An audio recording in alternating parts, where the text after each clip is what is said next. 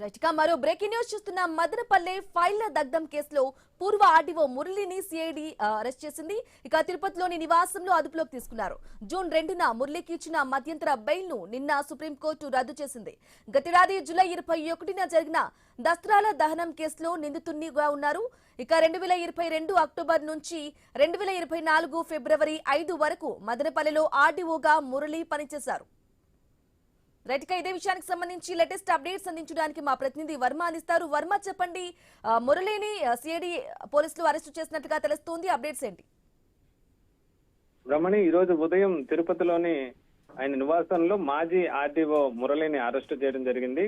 అతను ఈ ఫైళ్ల దగ్ధం కేసులో నిందితుడిగా ఉన్నారు. అయితే మధ్యంతర బెయిల్ మీద ఆయన ఇంతవరకు బయట ఉన్నారు. అయితే తాజాగా సుప్రీంకోర్టు ఆ బెయిల్ రద్దు చేసిన నేపథ్యంలో ఈ రోజు ఉదయం పోలీసులు అదుపులో తీసుకున్నారు. ప్రస్తుతం అతన్ని తిరుపతిలోని సిఐడి కార్యాలయంలో ఉంచారు. మధ్యాహ్నం పైన అతనికి చిత్తూరు కోర్టులో హాజరుపరిచే అవకాశం ఉన్నట్టు కూడా తెలుస్తోంది. ఈ మేరకు సిఐడి కార్యాలయంలోనే ప్రస్తుతం అతన్ని విచారిస్తున్న పరిస్థితి అయితే ఉంది.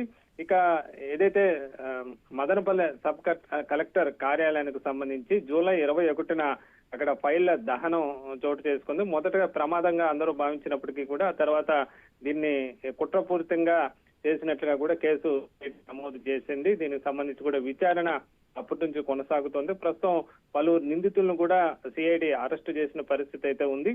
అయితే ఇందులో భాగంగా ఇతను A3 నిందితునిగా ఉన్న వ్యక్తితో ఇతనికి మురళికి నేరుగా సంబంధాలు ఉన్నాయని, ఏదైతే ఘటన జరిగిందో ఆ రోజు రాత్రి 6 గంటల ముందు మురళి అక్కడ సబ్ కలెక్టర్ కార్యాలయానికి వెళ్ళినట్లుగా కూడా గుర్తించడం జరిగింది.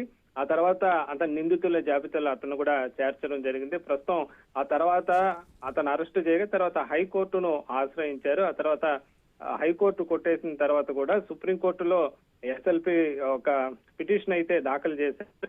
ఆ తర్వాత సుప్రీంకోర్టు ఆయనకు సంబంధించి కూడా మధ్యంతర బెయిల్ ఇచ్చిన పరిస్థితి అయితే ఉంది.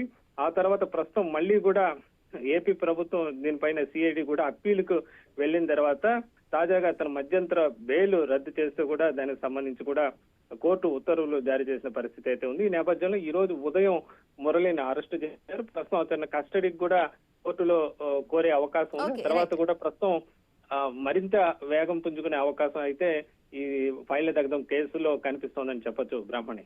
Right Varma, thank you for the updates.